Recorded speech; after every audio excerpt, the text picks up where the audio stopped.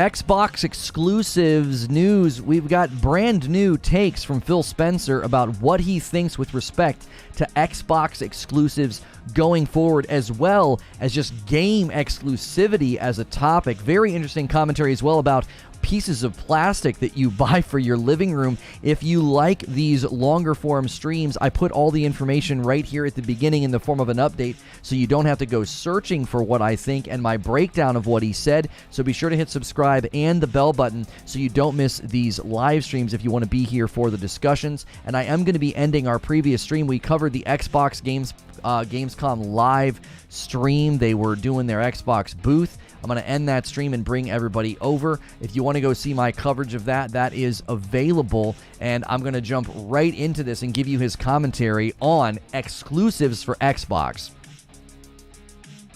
This is a Reforge update. Phil Spencer believes we will see less and less exclusives over time in an interview that he recently did with Bloomberg, talking about exclusivity as well as the Microsoft Activision Blizzard deal is still under review. If you like these quick uploads, hit subscribe and the bell button and head over to Reforge Gaming, where I stream live. So GameInformer.com had the following to say: Microsoft's Chief Executive Officer of Gaming and Xbox head Phil Spencer believes game exclusives to be a single console is going to become something that we see less and less over time. He had some interesting phrasing about it. He said the following: it is something we're just going to see less and less of. He was discussing the idea of being specific to a single device. He said, maybe you happen in your household to buy an Xbox and I buy a PlayStation and our kids want to play together, and they can't because we bought the wrong piece of plastic to plug into our television. That is an interesting way to refer to a console. That's things that we have said recently when trying to dispel console wars. Who cares about the plastic box that you paid for to plug into your TV? And to hear Phil Spencer use that phrase is pretty shocking, but it's in line with what many of us think Microsoft is doing. They're far more interested in building out their ecosystem. If you didn't see the Samsung TV presentation during Xbox's Gamescom event, you really want to check that out, because that's where they're headed. I don't think they're really interested in selling the hardware as much as getting people in their ecosystem. He also placed an emphasis on crossplay. He said, we really love being able to bring more players in, reducing friction, making people feel safe, secure when they're playing, allowing them to play with their friends regardless of what device. I think in the long run, that is good for this industry, and maybe in the short run, there's some people in some companies that don't love it, but I think as we get over the hump and we see where this industry can continue to grow, it proves out to be true. So it seems like he's taking a very light-hearted dig at Sony, because the only company that does seem to typically stand against crossplay or be a barrier to crossplay traditionally lately has been Sony, and Microsoft has been pretty much in favor of it. Nintendo didn't seem to have a problem with crossplay with certain games like Fortnite and others, and this was a prompted question here. He was prompted by a question about Call of Duty. Spencer, who has pledged to make Call of Duty available for the rival Sony PlayStation console, at least for some period of time, said the idea of games made exclusively for one device, quote, is something we're just going to see less and less of. I do want to say something. I don't think Phil Spencer is saying that Xbox exclusives or console exclusives are going away. He seems primarily focused on multiplayer titles that you really want to see cross-play on. I don't necessarily think he has in mind titles like Starfield or The Elder Scrolls 6. Or maybe he does. Maybe their strategy has changed a little bit now that they've acquired such a large portion of the gaming industry with Blizzard Activision, and they're thinking, we can throw these games on Game Pass, that bolsters our ecosystem's value, but we can also sell these games on competitors' platforms and make actual money per sale, which they don't do on Game Pass. The Blizzard Activision deal is not done yet, and I think he feels encouraged in the discussions with the regulators, and he's really trying to drive that home, that they're not going to be yanking a lot of these big titles off of other consoles. This is what he had to say about the conversations he's had with some of the regulators about the deal. He says, I feel good about the progress that we have been making, but I go into the process supportive of people who maybe aren't as close to the gaming industry, asking good hard questions about what is our intent, what does this mean? If you play it out for 5 years, is it constricting a market? Is it growing the market? So he seems focused on getting this deal through. Within the context of the discussion with Bloomberg, he's saying, listen, We don't think we're going to restrict the market. We don't think exclusives are going to be as common in the future. We think crossplay is a huge benefit to the community as well as the economy surrounding gaming. And he seems committed to not wanting to restrict the market, at least in this interview and at least in his conversations with the regulators. I actually think he's probably right to a certain extent that certain titles' live service will be multi-platform with crossplay. Even Sony has made remarks about their plans for live service games that seems to indicate they're open to the idea of those games landing on other consoles because that's a much bigger market, and it's sort of in line with the identity of live service multiplayer online games to be able to play with everyone. Let me know what you think of Phil Spencer's comments in the comments below. You can always check out Reforge Gaming where I stream live. Hit subscribe and the bell button, and I'll see you in the next video. All right, guys, what do you think of this? What do you think of what Phil Spencer's saying here? Is he saying that Microsoft is going to focus less and less on exclusive titles? Am I right? Do you think he's primarily thinking in his mind mainly about multiplayer titles with crossplay? Or has there been a shift in strategy at the company? Has the Blizzard Activision deal kind of opened their eyes and thought, you know what, we don't need to make Starfield exclusive to our platform forever, or Elder Scrolls 6. We can bolster Game Pass, make it awesome, and then 6 months later we can kick these games over to Sony and make a ton of money over there. Almost following the Sony playbook of like Sony saying, hey, we're going to launch big first-party titles to bolster our console, and then a year later, or a year and a half later, they kick those games probably to PC in a similar fashion, saying we might as well kick the games over there and make money off of them after we've gotten most of our value from them. So I'm curious where you guys land on this. What exactly is he indicating with this interview? And do me a favor, we did a very, very long stream this morning of the Xbox Gamescom booth. Hit that like button. We're in a brand new stream, and those likes are very important. So be sure to do that right at the beginning. Also, make sure you're on live chat so you can see what everybody is saying.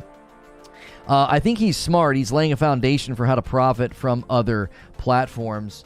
Being soon to see his members gets okay. I would need to see exactly what he is saying. I mean, maybe give him the warning, and then if he doesn't adhere to the warning, give him a timeout. That's usually how we go with it. Phil Spencer is both astute and sexy. I think he is lying his butt off, says Hilly, to get the deal over the line and then yank some golden apples away from PlayStation, just not Call of Duty. Mo says console exclusives will be, but true exclusives aren't going to happen. Xbox hasn't had true exclusives since the Xbox One. Software companies benefit by selling everywhere. Yeah, I really feel like Microsoft is shifting the Xbox strategy to be more about the ecosystem, more about software, more about Game Pass. I do. I think that's primarily the focus. I think they're shifting a little bit. I always hit like. It's a reflex at this point. Well, I greatly appreciate that. We need 18 more. 18 more. Software companies, Halo, Starfield, not going to PlayStation. There, you know what? I actually think, Mo, Starfield might end up on PlayStation a year later. I do.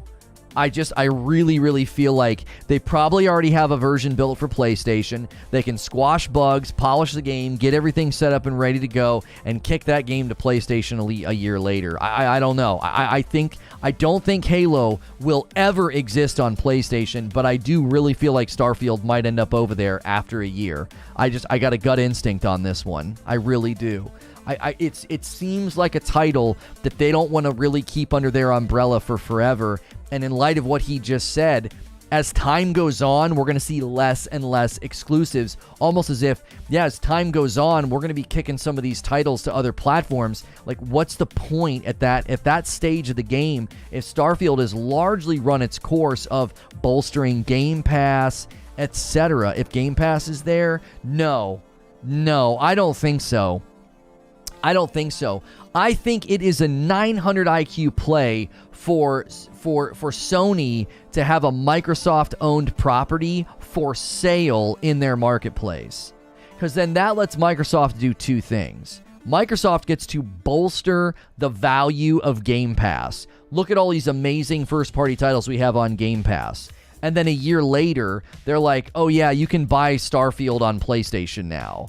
And by that point in time, like the game would be more polished, more people have been, paying attention to it, you'd probably have a lot of people buying the game. They would be like, this is great, like I can finally buy Starfield. Like just the same way that they suddenly, like when Sony kicked God of War to PC and it broke sales records for them, and Spider-Man broke sales records for them, like that is such a smart play. You get all you can out of it as to serve your ecosystem, and then you kick it to another platform to maximize revenue.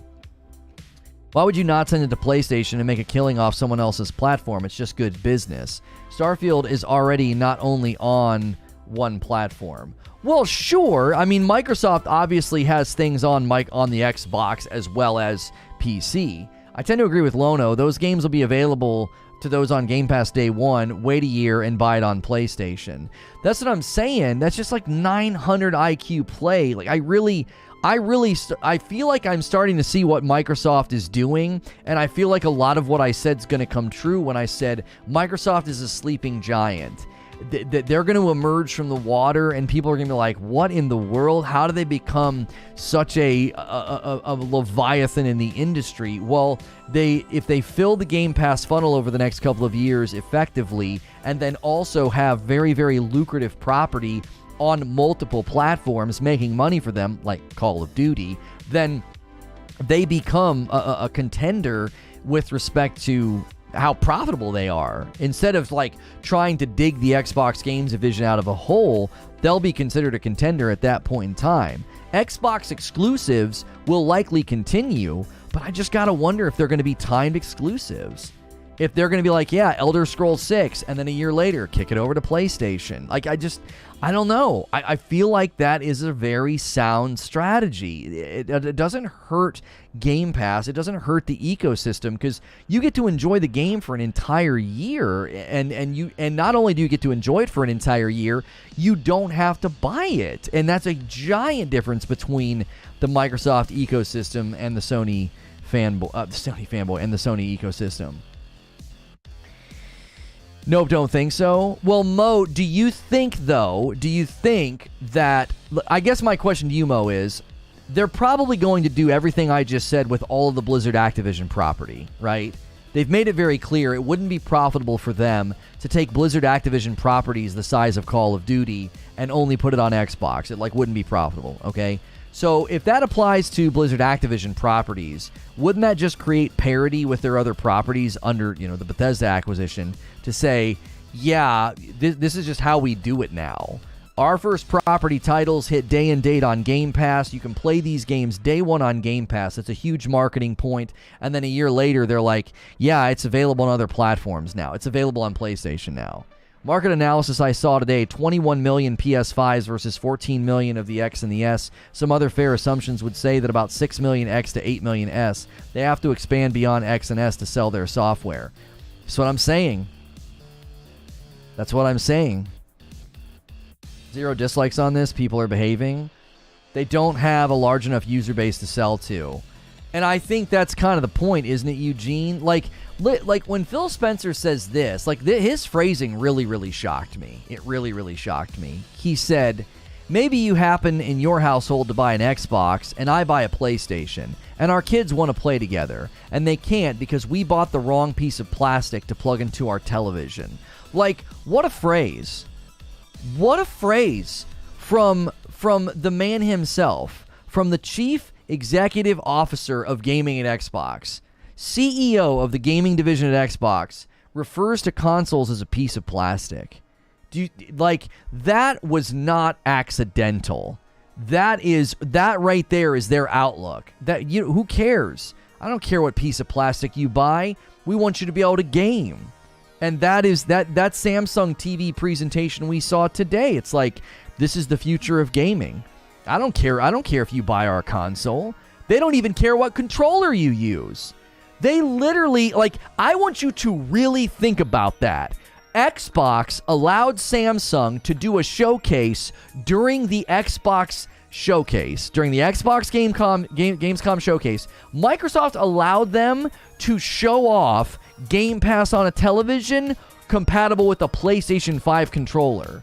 If that doesn't send a loud and clear message that Microsoft is very much changing their strategy and their approach, I feel like that's a very, very loud and clear message. They're like, we don't care about that. We don't care about the piece of plastic that you use. That doesn't matter to us.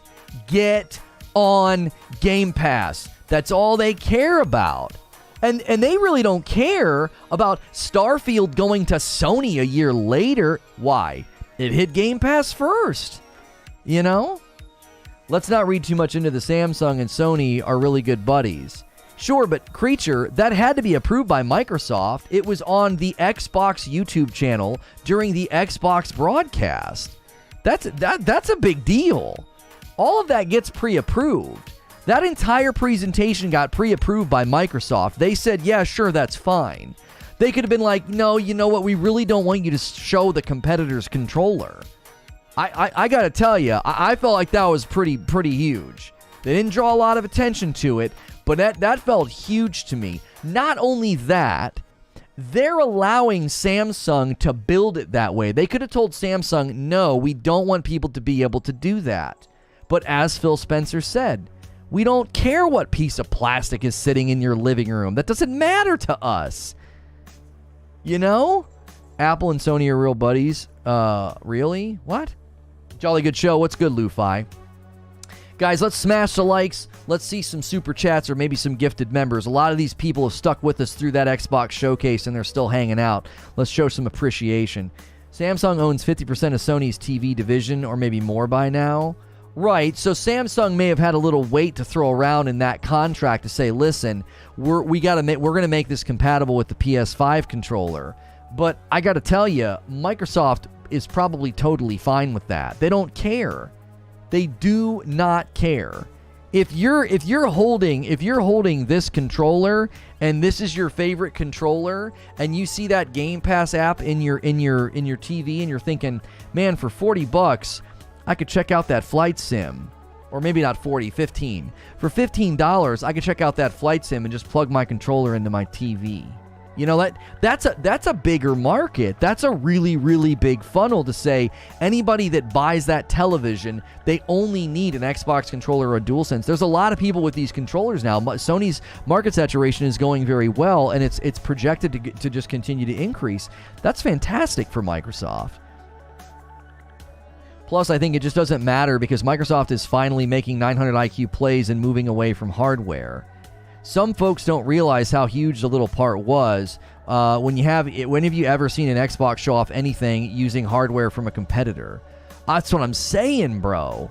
You literally saw someone playing Microsoft property with a PlayStation 5 controller on a Microsoft Xbox broadcast. That's huge. Can you use DualSense on PC Game Pass yet? I don't know, Lewis. I'm not sure. They're not moving away from hardware? I don't think they're moving away from hardware. I think they're deprioritizing hardware, Mo. I don't want to create a false dichotomy. Like, I think they're deprioritizing hardware. They literally only care about the Game Pass ecosystem. That is their primary goal. It's on a TV. It's on the Game Pass. It's on PC. It'll be on Steam Deck, I bet, very soon. Like, it's going to be everywhere. Making it compatible with both controllers is just one less entry barrier to worry about, and it's a win for Microsoft. Once consoles are gone, though, the controllers will be $300. I don't think you're ever going to permanently get rid of consoles. I think the challenge of cloud gaming is always going to be little bits of latency. Like your hardware is continuing to advance and is quite powerful. So I don't think they're going to move completely away from a box that you buy and put into your living room. No, I don't think so. 30 years from now, maybe, when if fiber is standard, or you have like the citywide blimp Wi-Fi that just has an upstream downstream that's just bonkers, and your connection to the cloud's instantaneous. Like that sort of infrastructure would have to be built first for us to completely jettison hardware from our lives, and do everything through the internet. They'll have hardware because it's dumb to sell a platform without hardware.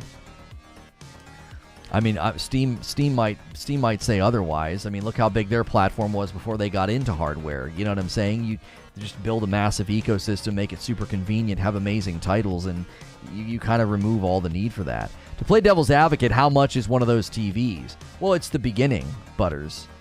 Do you honestly think TV competitors and smart TV makers are going to see that presentation and not say, we want in? Like, we want in. get on it. Push out an update.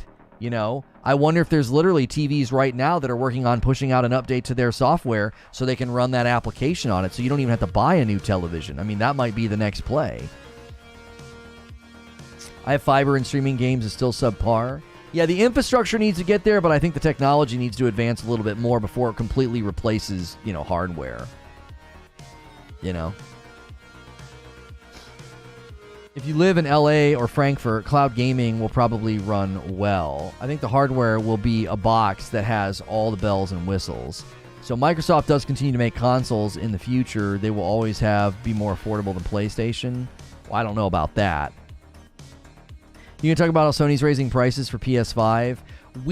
That story broke this morning, literally as I was going live to do an Xbox showcase, and I had this stream scheduled, and I had a write-up written up. So I cannot pull the e-brake on a day of coverage to cover something like that. It simply isn't possible. And people tried to call me out about not covering the Sony lawsuit, and we covered it the next day. Stories like that, when they break, it's like my whole day's booked. I can't suddenly pivot to another topic. It just wouldn't work. It's looking like it's going to be similar to the Sony lawsuit. YouTubers and bloggers and article writers are going to get a bunch of easy clicks on headlines, and then when we actually get a look at the information, it's not as bad as everybody thinks. Just like the Sony lawsuit. Like, now nobody's talking about it. Why? Because it was great for negative clicks for a day, but then when you actually pulled the veil back on the lawsuit, it's stupid and not going anywhere. I can tell you from experience, cloud gaming is amazing. It runs really well for me. I tried it on Sony, and I've tried it on Xbox, and the latency is enough to make me not do it long term. I'll do it to try a game out, but I wouldn't play a whole game on cloud, ever. I just wouldn't do it. I did notice they had Flight Sim up and running and only booted smaller games live, but that could have gone wrong. Brave choice, and I think it paid off for them. Well, I think it was two different showcases, Hilly, but, you know, you are right. Loading up maybe a little bit more of a hefty game on the cloud might take a little bit longer. So, we'll get half narratives unless you actually read the whole thing. Yeah, the percentage price increase is just so little. I don't know. I don't get why people are shocked by a price increase in 2022. Yeah, my favorite thing is people saying, this is so unfair, inflation's making everything expensive for us, and then they don't understand why a company might be responding to the inflation. Like, it's absolutely mind-boggling to me. But, you know, whatever you can do to create a negative headline and a negative atmosphere to get easy clicks, we'll cover it if I feel like there's substance to it, but I don't know when we would, because we probably have, I don't know, actually, it might be our lead tomorrow. 3% price increase is being, you know, completely overstated. Cloud gaming sounds awesome. Then you don't need to boost your PC. I've never seen a price increase on a console. What's the price increase? Yeah, I don't know.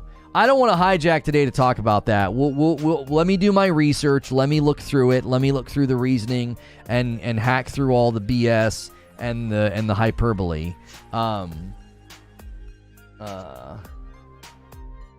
The lawsuit said it's not going anywhere. Well, the Apple one's going to court in 2023. No idea why you think it will be thrown out. Well, yeah, but the Apple one has been structured completely differently, and the Apple one is not between class action consumers. It's between two gigantic companies with tons of money, so it's not even comparable at all. If this case goes anywhere, I'll be shocked, because it's a class action for consumers, so there's no way. Let's get back on track here. We can't be 23 minutes in and pivot to Sony on an Xbox stream. So I'm curious if you guys think, is Phil Spencer correct? Right? Is Phil Spencer correct? Are we going to see fewer and fewer console exclusives, platform exclusives going forward? He believes that as time goes on, we'll see less and less of them. I actually think he's pointing to even some of their bigger titles that we thought were going to be exclusive. I think he's giving us a hint that they're going to be timed exclusives. Right? I think they're going to be timed exclusives. I think you're going to see Starfield. I think you're going to see Elder Scrolls 6. I think those properties will end up on Sony a year later. Right? I think it's going to be like a year later. That you're just like, well, why keep it here? He is wrong. Yes and no. All right, elaborate. If you think he's right or wrong, I want to know why you think that. I think Microsoft is foreseeing the issues of chips and hardware and how much worse it could get. If they have cloud gaming on multiple devices, it won't hit their profits as much. Even PlayStation has less console exclusives than before. I feel like most of his commentary was about multiplayer games. Personally, it seemed like his commentary was centering around multiplayer games and crossplay. Right? Watch the interview. You watch the interview. And I think Sony has said similar things. Sony has said that their live service games, the 10 live service their games that they want to build, will be on multiple platforms. It's almost as if they're all seeing that there are certain games that don't flourish as an exclusive. There are certain game types that simply do not flourish as an exclusive. You want to have them on multiple platforms.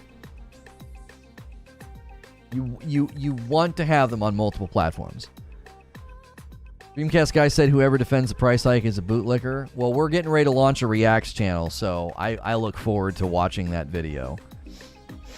I think he's right. There will still be timed console exclusives for single-player story-driven games, while we possibly could see competitive multiplayers released simultaneously on all platforms. Hasn't it been speculated that they want to sell Game Pass on other platforms, which includes PlayStation?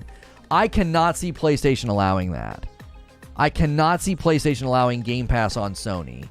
Here's why I don't even think Microsoft wants to do that, okay?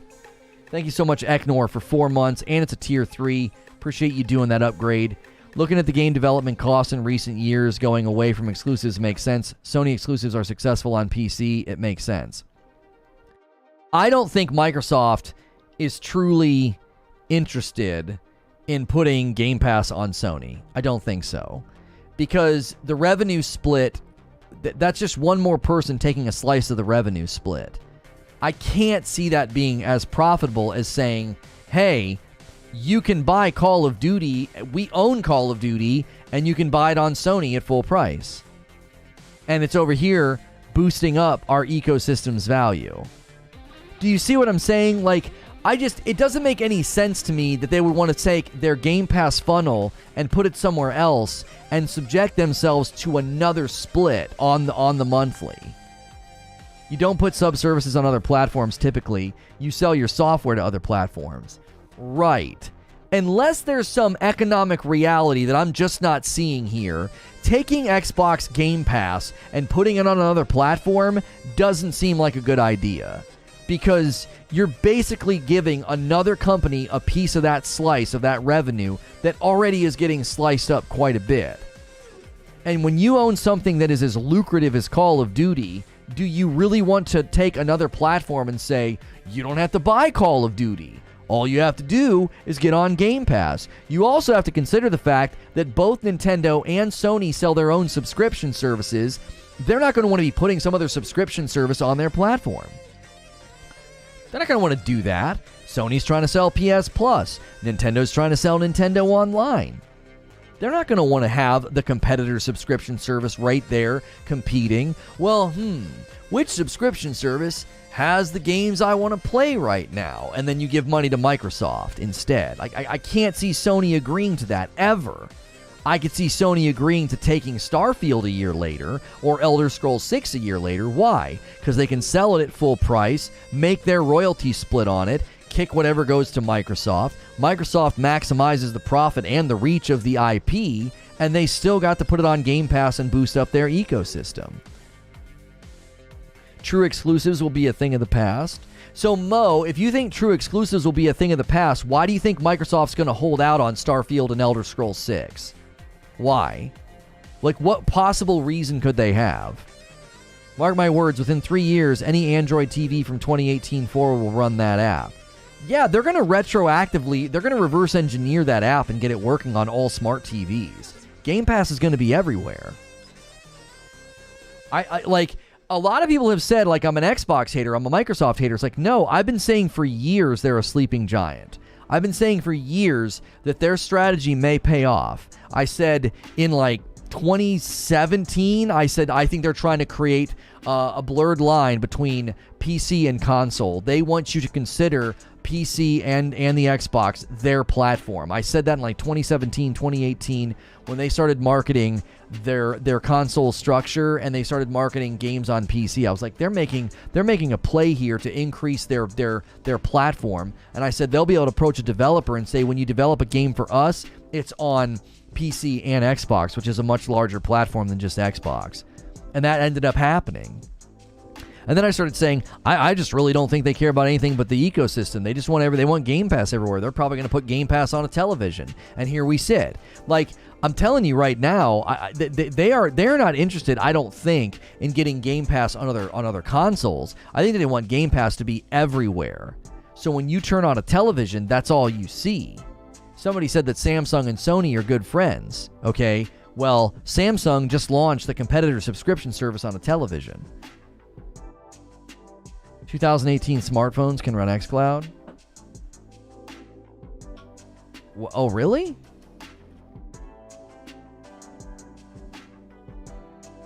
Yeah. The older TVs don't have the newer components to run the app. No, I think they'll be able to run it. If you have a smart TV that can run Netflix or a web browser, then it can run the xCloud, because the xCloud can run on a browser, homie. You can literally open up xCloud on a browser in an iPhone. That's how they got around the App Store. Microsoft helped them with that, by the way. So all you need is a smart TV capable of running a browser. That's it. And you're in. You're in. You just create a shell. You just create a little app shell that opens up. And you don't realize you're opening a browser, but you're basically opening a browser. You'll be able to do Game Pass on Google Chromecast and all streaming devices. Even if those companies try to block it as a competitor, the user always finds a way. Yeah, PSN Now ran on a 2015 TV of mine. All TVs have Ethernet ports. Yeah, smart TVs have had Ethernet ports and Wi-Fi for a long time now. Like, those TVs will all get an update. They'll all be wanting to get a piece of this pie, because that makes their product better. That creates brand loyalty. Oh, all my Xbox games are in my TV, you know. Go try and link your controller to a 2019 TV. You can't. Oh, he might be right on the controller front. You would need a television with an updated Bluetooth peripheral in it, or a USB port, and then they'd have to update the software to you'd have to have a Bluetooth. You'd also have to make sure the Bluetooth's been updated to the most recent firmware to interface with the controllers. And then if there's USB ports, a lot of TVs have had USB ports for a really long time as well. They'd have to be able to update the software to interface with the USB ports to then interface with a controller. Most smart TV Ethernet ports are horrible and low quality, though. In what way are they horrible and low quality? That's just because of Bluetooth, though. You're right, Xbox will have exclusives, but Game Pass will? Xbox won't have it? Wait, I don't understand that sentence, Mo. Are you trying to say that Xbox won't have exclusives, but Game Pass will? What does that mean? That's a dongle at worst. Anything pre-2018 Samsung may have issues. 2018 will probably work. Yeah, 2018 and forward? Yeah. That's what Eugene said. Eugene said 2018 and forward. If Game Pass isn't present, then they will not be present. But Mo, you're saying things that you know won't be true, though.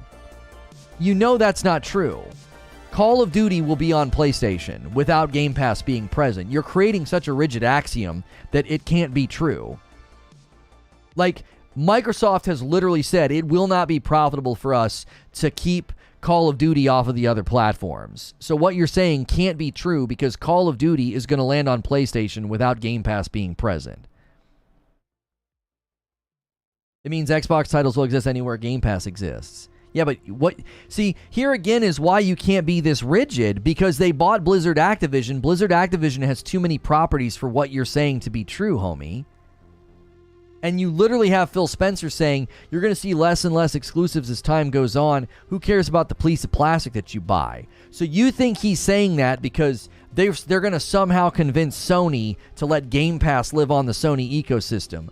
homie, hell will freeze over before Sony puts Game Pass on their system. There's no frickin' way.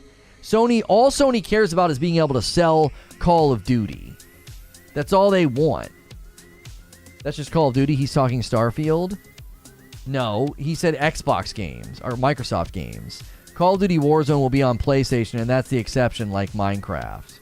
So you think that all of the Blizzard Activision property is going to end up only going where Game Pass goes, except for Call of Duty?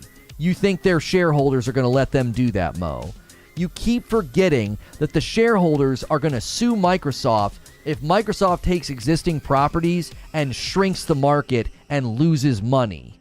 Like, do you understand? Like, if they suddenly take a very lucrative brand like Diablo, World of Warcraft, Overwatch, any of those games, and they suddenly say you can only play that game on Game Pass, and they rip it from other platforms, the shareholders are going to get involved and say, what in the frick are you doing? You can't do that. You're going to lose money. Yeah, Diablo 4 is going to be on PlayStation. Anything that's been in contract already? It blows my mind that Big Daddy Phil walks out and says this, and you still try to, you're still trying to force some narrative. You're trying to force a narrative here. So you think that future Diablo titles, future Warcraft titles, future Overwatch titles, all that Blizzard Activision property, you think eventually they're going to be like, no, this is only on Game Pass. After Phil Spencer walks out and says, you're going to see less and less exclusives. He says that, and you're like, yeah, but they'll be still exclusives. They'll just be exclusive to Game Pass. What? He just got done saying there's going to be less and less exclusives. It doesn't make any sense to be like, oh, he's talking about Game Pass. He literally mentions PlayStation by name in the interview. You think PlayStation will block a web page of Xbox Game Pass on their browser?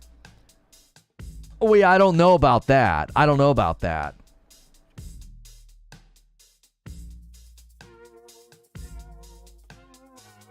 He thought Balrog and God of War devs were lying too, remember? Lying about what? I hope that happens so they can go bankrupt and I can laugh. Like, I'm telling you, Microsoft's strategy is becoming as clear as crystal to me.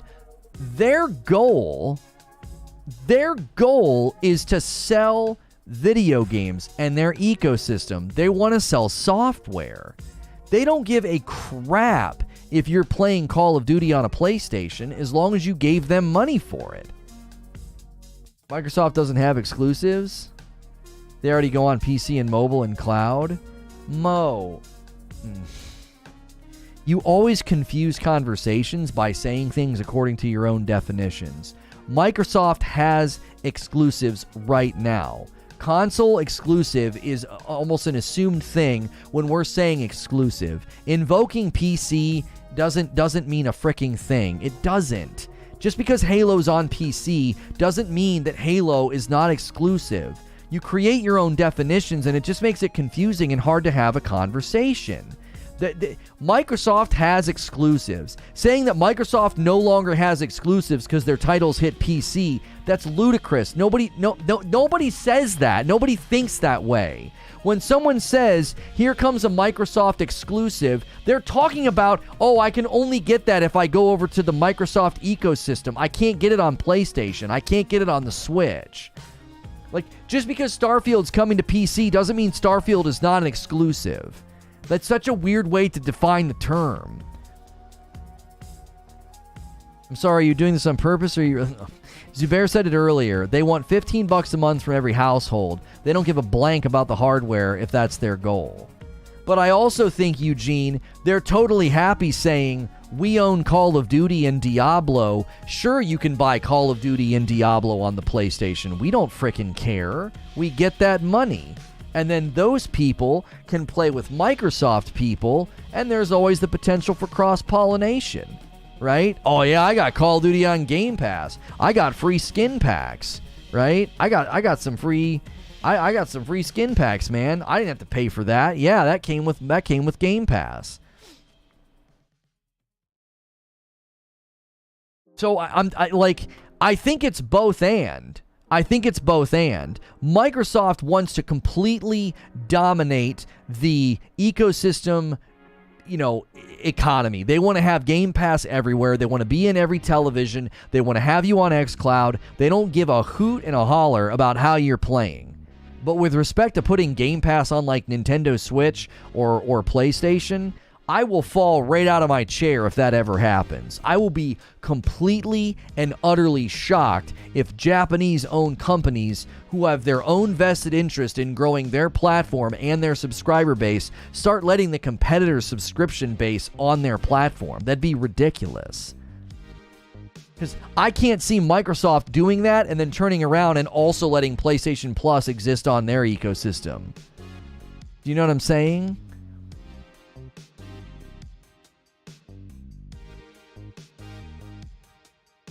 I'm willing to bet every Microsoft first party goes to PC. Yeah, exactly. A lot of people think that way, Lono, because a game hits PC, it's no longer exclusive. Okay, that's fine, but in the grand scheme of this conversation, when we're saying exclusive, you know that we're referring to consoles. You know that we're referring to Xbox versus PlayStation. I think a time will come when that deal can be reasonable. I just don't know. That just doesn't make any sense.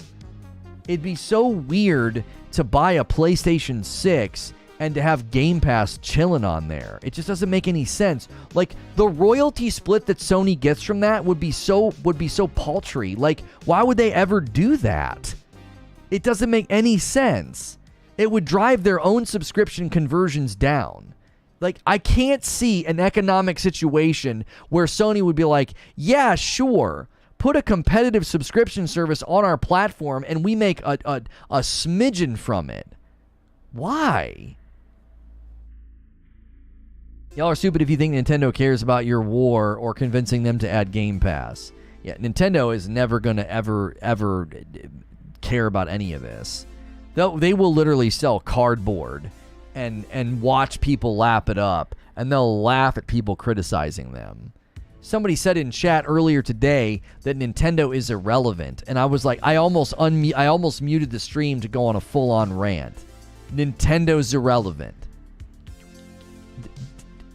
Nintendo is irrelevant. Okay. The second, I believe, soon to be the second most saturated piece of hardware in the gaming world. And just their Pokemon sales alone. I mean, it's just unbelievable that anybody would think that. It was amazing to me. You think Microsoft is going to look at the largest platform's user base that's responsible for more spending than their own and be like, nah, we don't want to sell to them. That's exactly right. I said this last night to Creature on the phone, Eugene. I was like, imagine fostering your own economy of people that never buy anything because they're always on a subscription, and that's a lucrative base if you can get it large enough, right? And then imagine then selling your property on the platform that's accustomed to buying games and doing game trials. They did sell cardboard. Do you think that I said they'll sell cardboard by accident? I said that because I was literally referring to a real thing. Nintendo will sell cardboard, and they will laugh at you making fun of them. They literally sold cardboard to people, and people bought it and did it. I don't know if it went anywhere. Eventually, I think they stopped, but what happens when Microsoft buys Nintendo like they wanted to from the start? No. No. No. No. It's not 1993, brother. Microsoft is not going to buy Nintendo. Ever. Nintendo would burn its own buildings down before they would let that happen.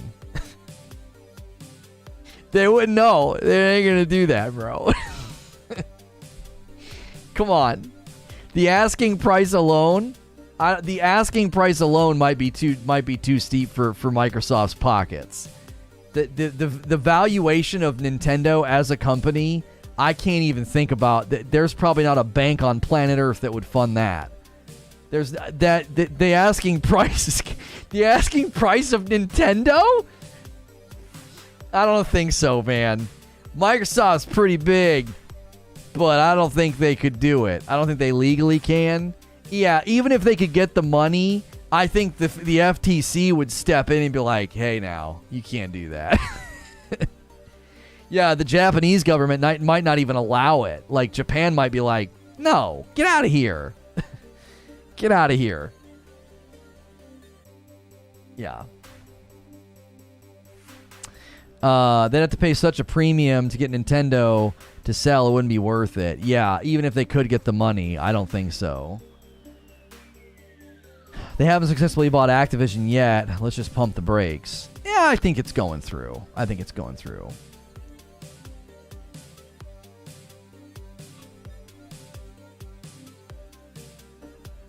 Might not allow it. There are literal laws in place. Yeah. Laws can be bent with enough grease, and that grease being money. But I don't think they would ever do it. I don't think they would bend their laws to it, and I certainly don't think that Nintendo would be within a buying with their valuation. I can't even imagine what the asking price would be. I just don't think so.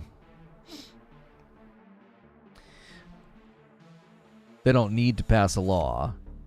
It already exists. Right. I may have spoken very quickly or unclearly. I was saying laws can be bent with enough grease. We know governments like to do that, but I can't see them doing that because the asking price would be so big, it wouldn't even be worth doing. It would be Microsoft couldn't get the capital. If Microsoft could get the capital, it'd have to be done in a way that would be profitable and beneficial to the Japanese government as well as you're saying to the Japanese infrastructure. Like, there's no way they would bend the law. I was just saying that, sure, there's a law in place, but, you know, governments will bend the rules if you give them enough money. I don't think that's going to happen. Elon would be a more likely buyer of Nintendo than Microsoft.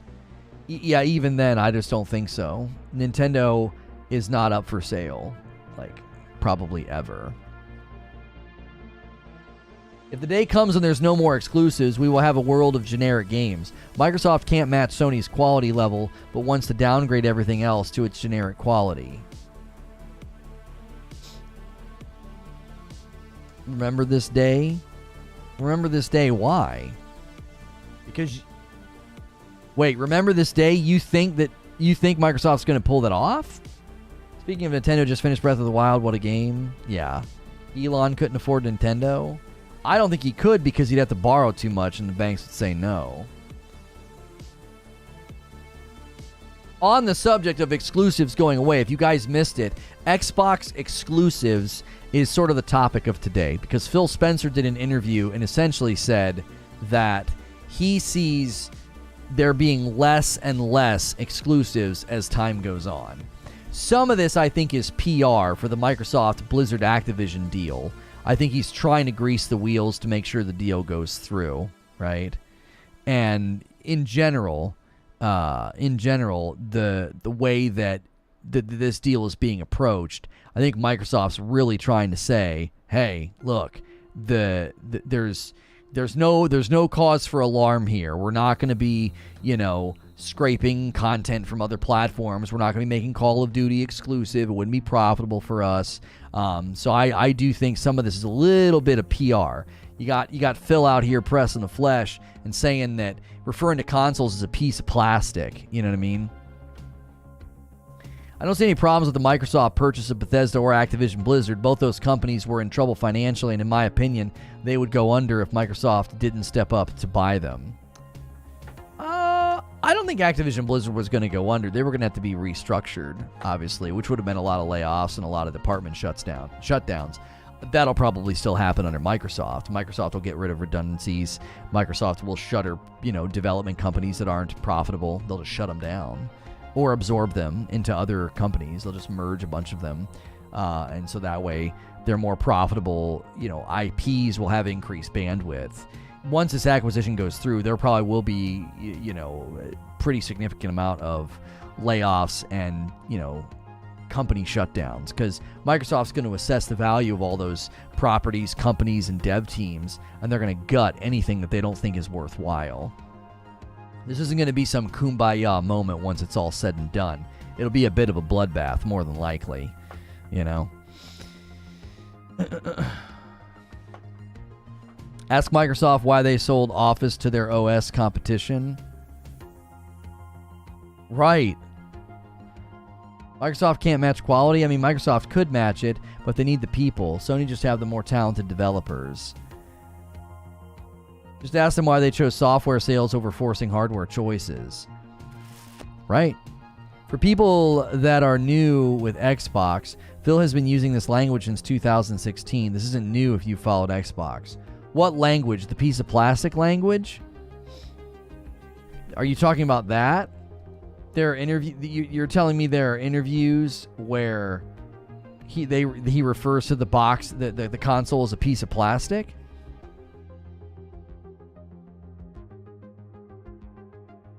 Exclusives are pointless and benefit literally no one. We need good games and good systems. That's it. I don't agree with that axiom. It's too far reaching. I don't think exclusives are pointless, and I don't think they benefit literally no one. I think that exclusives have benefited a lot of the quality of the games and the consoles themselves. I look at the exclusives on Sony's platform, and I think it's great. I think they've done a great job. I think exclusives are fully benefiting from one ecosystem. OMG, yes, that's why he moved the games to PC. What interview did he say piece of plastic in? Phil Spencer plastic. Phil Spencer calls out plastic worshipping fanboys on Twitter.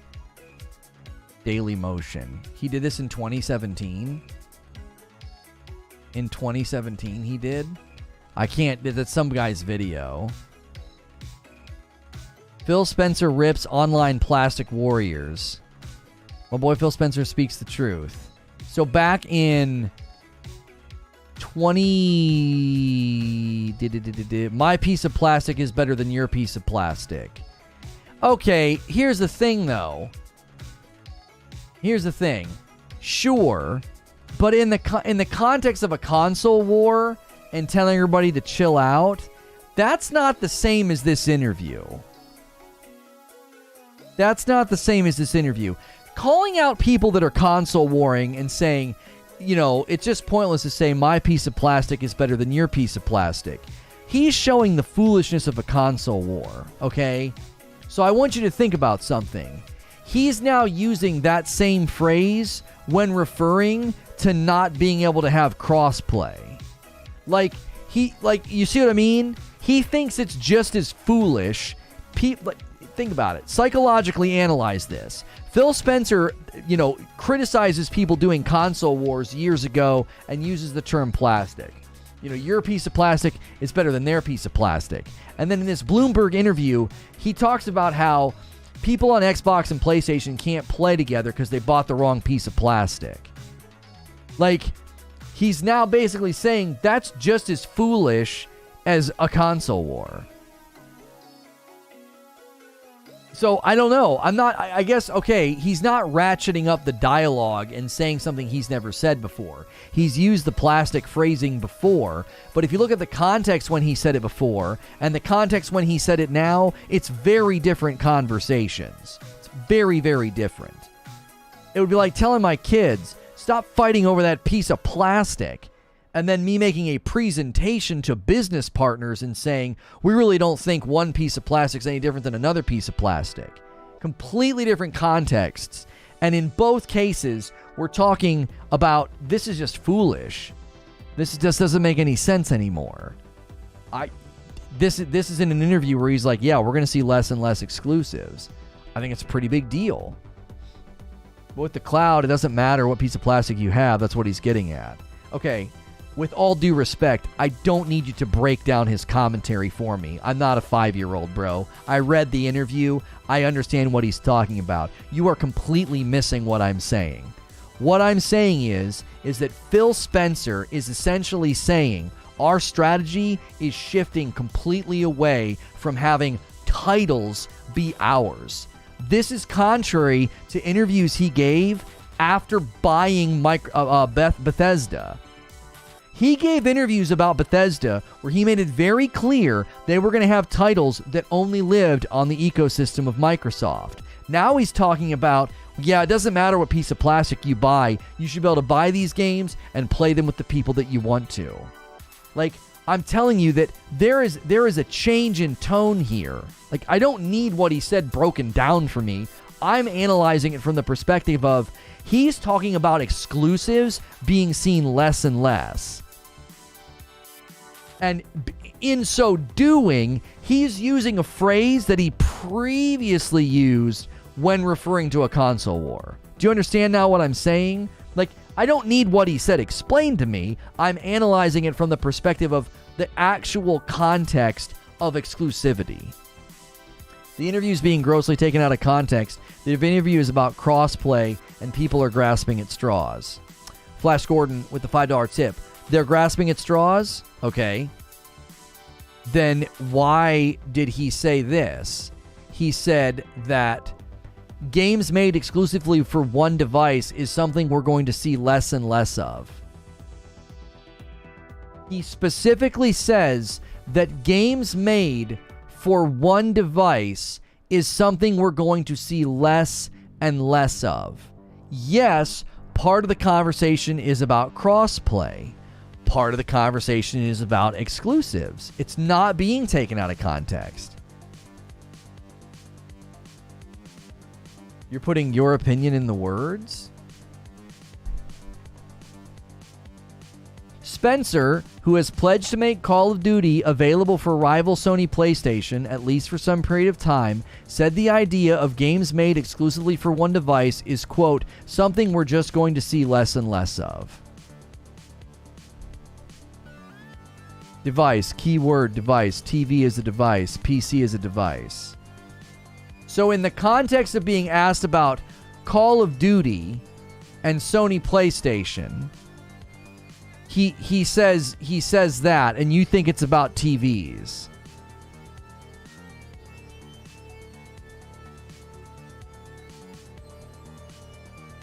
One device, yes, TV, PC, mobile. He specifically mentions PlayStation. Quote, this is Phil Spencer talking.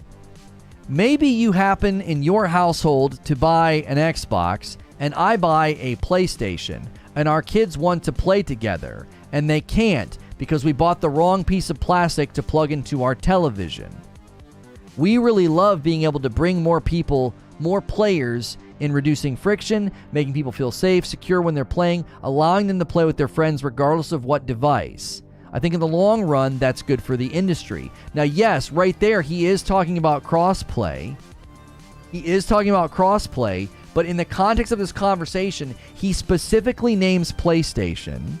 He also then answers a question about Call of Duty, PlayStation, and the idea of games being exclusive for one device.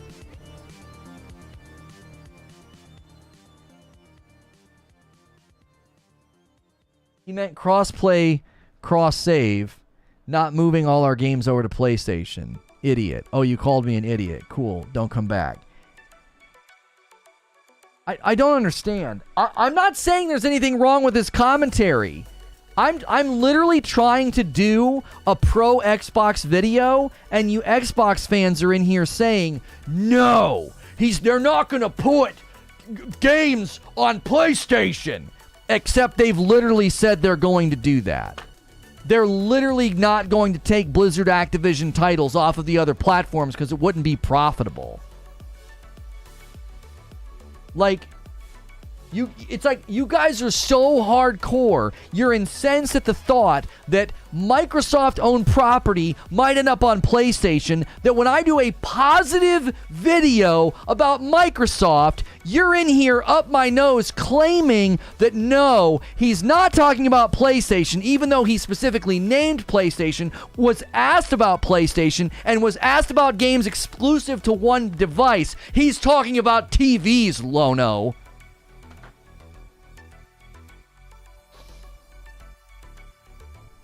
Y'all are lost causes, man. Y'all are lost causes. I do a pro Xbox stream and I still got you in here being nonsensical. You're a lost cause.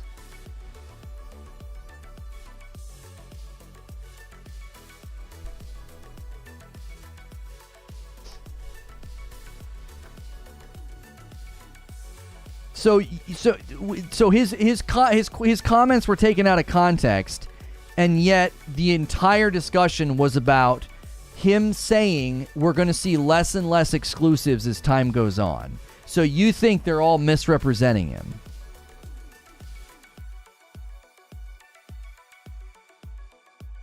I'm not even talking about people who are pro Xbox. I'm talking about people that are so pro Xbox, like they're so full. You've gone full. You've gone full fanatic that like you can't even have a stream where I'm like, this is a great move by Microsoft. This is a really strong play. This is a 900 IQ play, and you're like, the idea that Microsoft-owned property might end up on PlayStation is just like, you can't abide that. Legacy titles, new IPs are not legacy titles. We're just trying to be factual. Okay, Mike. I have made a prediction that I actually think Starfield and Elder Scrolls 6 will be timed exclusives. I actually think that.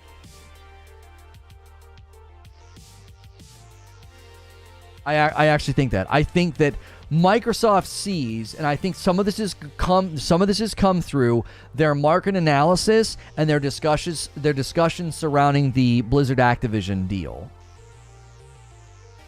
Because I think they're looking at it and saying, this is a match made in heaven. We can throw big giant titles like Call of Duty on Game Pass. It bolsters Game Pass value, and then we can sell it on a platform that has a larger hardware footprint than us, and that's a platform that buys games. Like, think about that. They're playing Phil Spencer's playing three-dimensional chess if they do that. If they say, listen, Sony's hardware saturation, we're never going to catch up to it. So let's just sell our games over there. And we'll also put these games on Game Pass. We get to do both. It's a freaking brilliant play. He's addressed this time and time again about Starfield and the Elder Scrolls.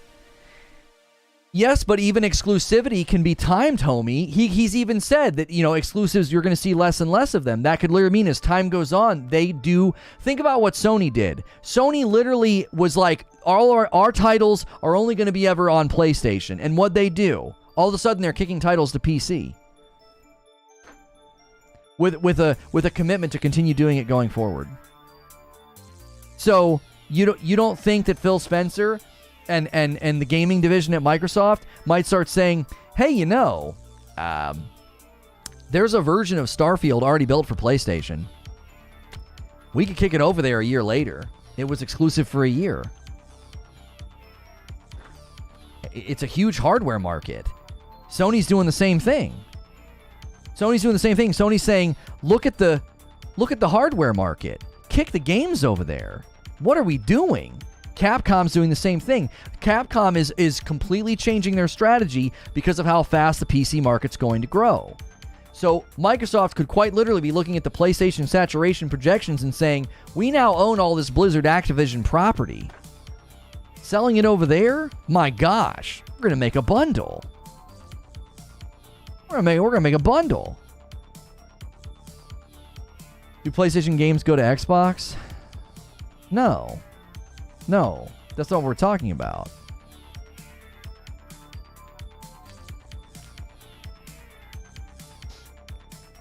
Bring games to PC and bring games to another console are different, in my opinion. Not if you're interested in selling software. If Microsoft has applied a strategy to gaming that's similar to their software strategy, then they're looking at Blizzard Activision and saying, man, we got a whole lot of software to sell. Got a whole lot of software we can sell. we can make a lot of money off this. Because, I mean, if you look at Call of Duty as just one example, if they, like, as they analyze that, because they basically did, like, a questionnaire, right? They did a questionnaire, and they, you know, maybe not a questionnaire, it was like an interview or something, where they said that Call of Duty would not be exclusive to one platform because it wouldn't be profitable for them, right? So Microsoft is looking at this and saying, listen, we just bought all this property, and if we throw it on Game Pass day and date, and this is the only place you can play it for a year, that's a massive value to the Game Pass funnel. And if we kick it over to Sony, we don't undercut the value of Game Pass. Why? Because it'll be selling for full price over there. When Call of Duty launches and you can play it day and date on Game Pass, and PlayStation guys have to buy it at full price, that is perfect, because the PlayStation guys can continue doing what they've always done, which is buy Call of Duty, and the Xbox guys can feel like, haha, we got it for free. And think about that. If they look at that formula and it's very, very profitable, and that becomes a very agile strategy, they're like, this actually applies to lots of other property. It could apply to The Elder Scrolls 6. It could apply to Starfield. And I could see Phil Spencer at the time doing an interview and be like, listen, at the time, we thought that this was a game that would be exclusive to Xbox, but we've now looked at the way we're approaching exclusives, and we really think throwing it on Game Pass day and date and that 1 year of exclusivity is a huge benefit to our customer base. But it makes perfectly good reason to always let more people play our games. Legacy titles the bridge to get you in their ecosystem, then they create a new exclusive. Literally what Sony is doing with old legacy games on PC. Yes, but here's the problem with what you're saying, Mike. PlayStation has also basically committed that their future, all these games they're making now will also go to PC. You say their old legacy games are coming to PC? You mean Returnal? Because Returnal is coming to PC. That's a PS5 game. That's not an old legacy game. That's a PS5 game. Like what you're saying isn't even accurate with respect to what Sony is doing. And Sony has all but said that their games are just going to continue coming to PC. They're not kicking them over as legacy titles in the hopes that you buy a PS5. They're maximizing revenue. There's people over... They just moved Spider-Man, and Miles Morales is next. Do you think those are old legacy titles?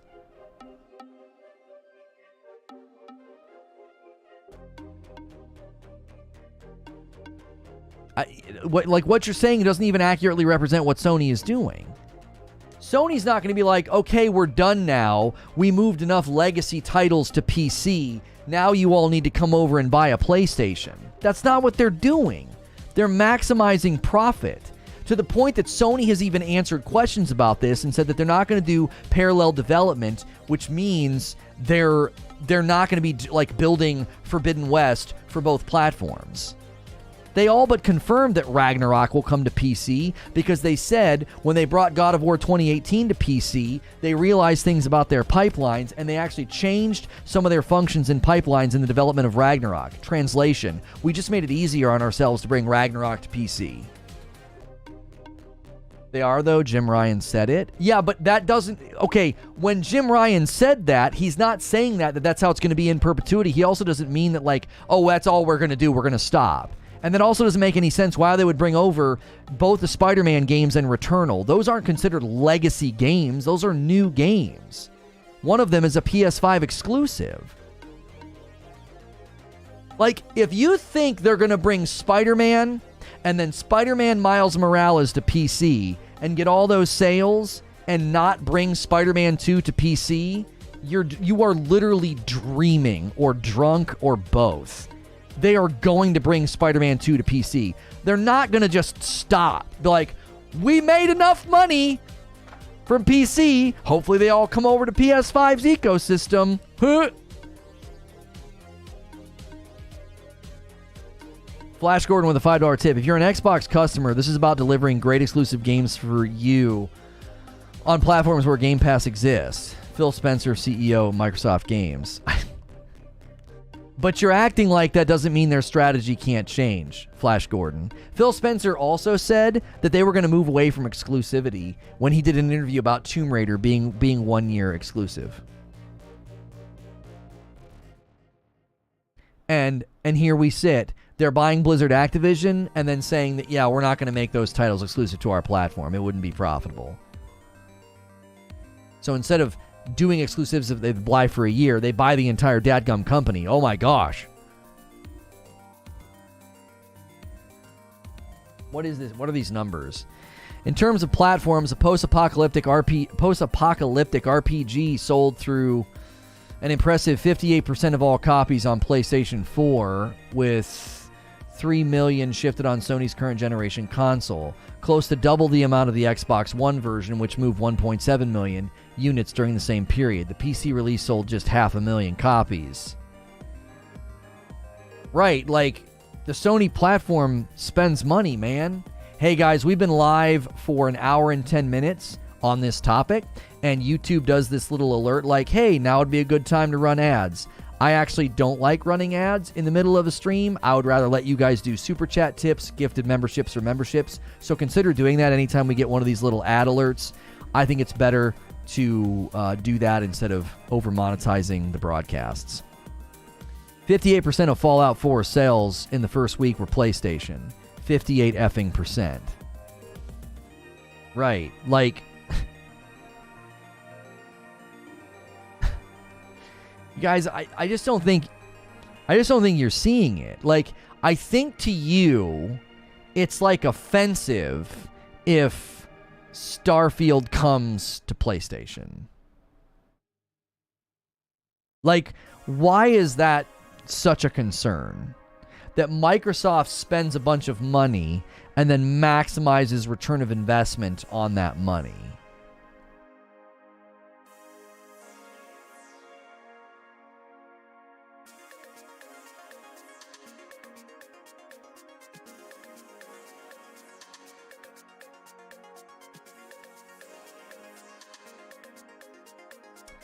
That's not true. Xbox fans don't care if any games go to PlayStation. At least I don't, because I'm paying $15 right now. You paying $70 for the same game. Trust me, I don't care if Starfield comes to PlayStation. I do. I feel like a lot of people are arguing today. They're like, they're incensed at the notion. They're incensed at the suggestion from this Phil Spencer interview that a lot of the property that Microsoft just bought, it's not yours. Like, it's almost like bothersome. You know what's funny? Some of the guys that are super, super duper Xbox fans, you know what they told me about Call of Duty? You guys remember when we debated this? And they said that they were confident that Microsoft would make Call of Duty exclusive to the Xbox console. And I tried to explain to them just the raw numbers and why that would never happen. And they believed it. And then Microsoft came out and said, yeah, we're not going to do that. It wouldn't be profitable. Microsoft basically came out and said that what I had been saying was correct.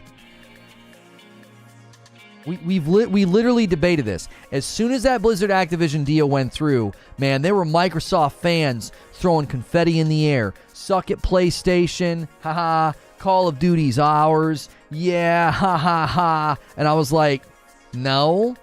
You honestly think they're going to do that? You honestly think they're going to turn their back on the larger portion of the player base that buys that game and spends money? Are you freaking kidding me? And I was given assurances that, no, man, no. This is Microsoft's strategy. And Microsoft comes out as they're greasing the wheels for the acquisition to go through, and they're like, we're not going to do that. It wouldn't be profitable. And by the way, if they tried to, their shareholders would sue them. They would sue them. They would say the amount of revenue that you are throwing in the toilet, we can't do that.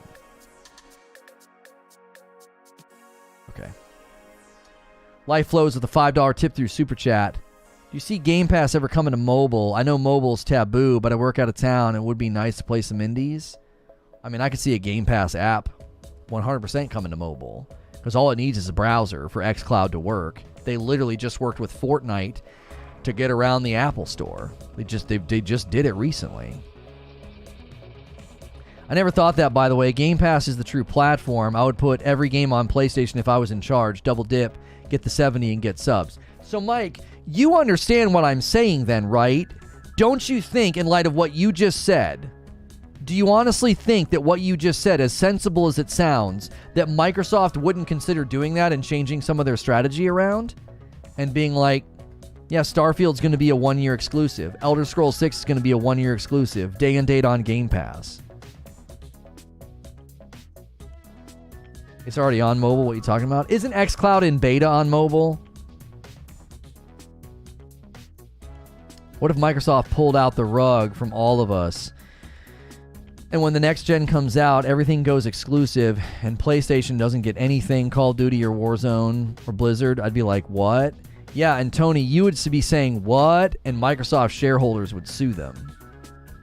They would sue them because that would absolutely murder margins. They would lose tons of money if they did that. Software is the platform. These people are tied to the box. This is exactly what they are going to do. They have done it with every piece of software they have ever made. The only way I see Starfield on PlayStation is if Sony allows Game Pass on PlayStation. No.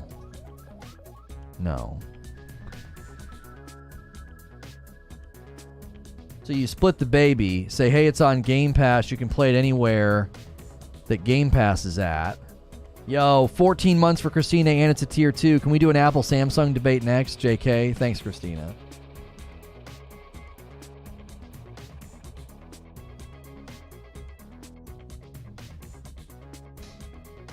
Find me a case where Microsoft chose not to sell software to someone who wanted to buy it. They could sell Call of Duty single player for $60, multiplayer $60, digital only. I don't think it'll happen.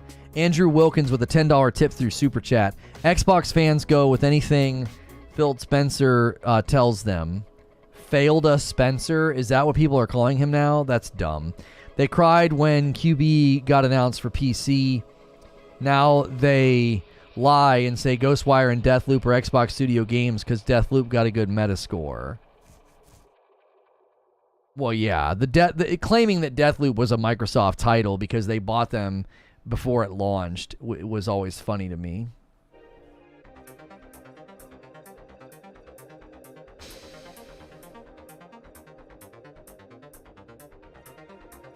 All I'm going to say is I don't text with people with green bubbles. Right, Zubair?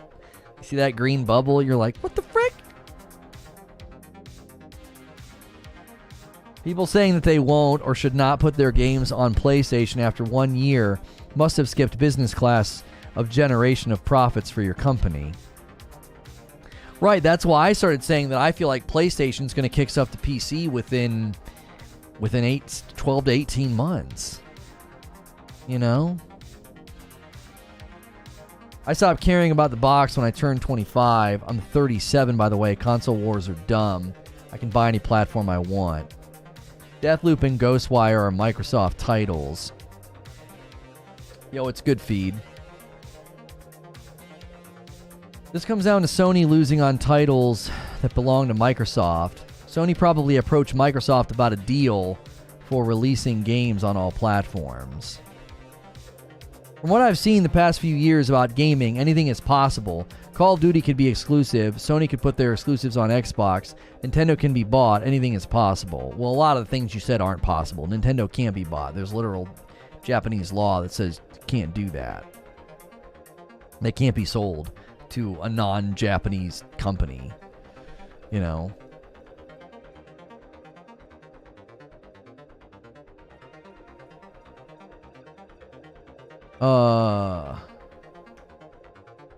Yo, what's good, feed?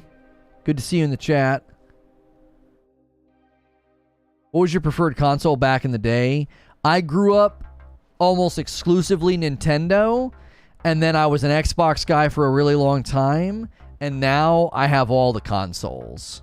I love them all for different reasons.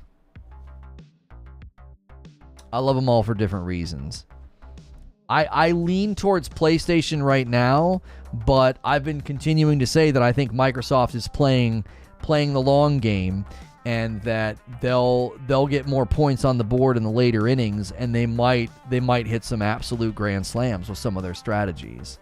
And I've wanted Starfield to be amazing because I think it'd be a perfect game for what I like to do.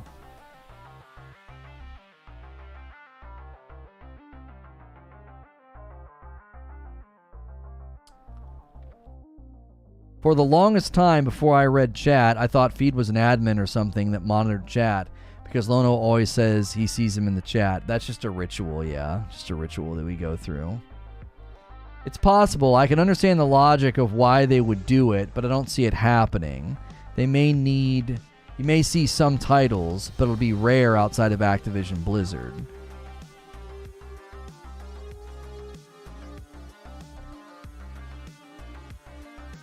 I grew up Nintendo too, miss those 64 days.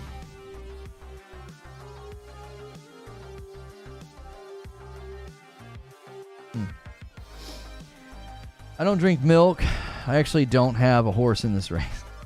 I could see Game Pass on PlayStation. I just can't see that ever happening. Except it would have to function like EA Play, where only Microsoft published games are in the PlayStation version of the app. I just can't see anybody allowing the competitor subscription service to come to their platform. I don't understand this logic. More users means more revenue, means a stronger platform. If you care so much about this platform, why aren't you championing it growing and being stronger? Question for you. Does Microsoft own the company that made that title that was purchased by PlayStation? Oh, they do, don't they? Then yes, it's a Microsoft title, so no lie here on that fact. Yeah, but Mo, like, if it's just disingenuous and you know it. The way that people were championing Deathloop as a Microsoft title, you know it was disingenuous.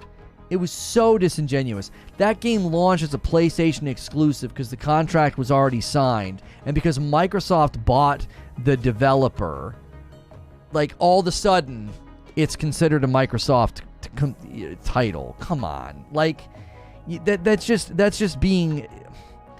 It's not even being pedantic. I don't even know what it is. It's like, if I train this horse and the horse is owned by this guy and we get this horse ready to rock and roll, and as the horse is entering the starting blocks, some guy signs a check and buys the horse, and he's like, yep, that's my horse. It's like everyone would be like, yeah, sure it is, buddy.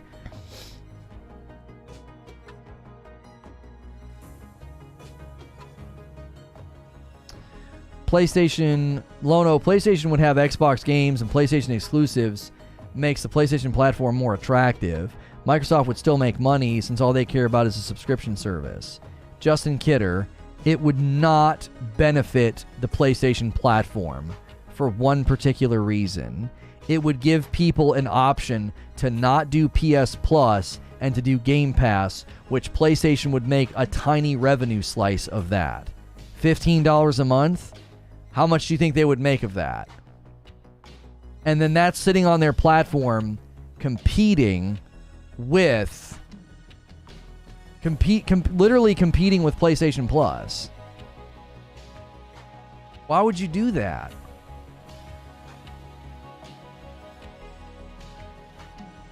Give me 1 second.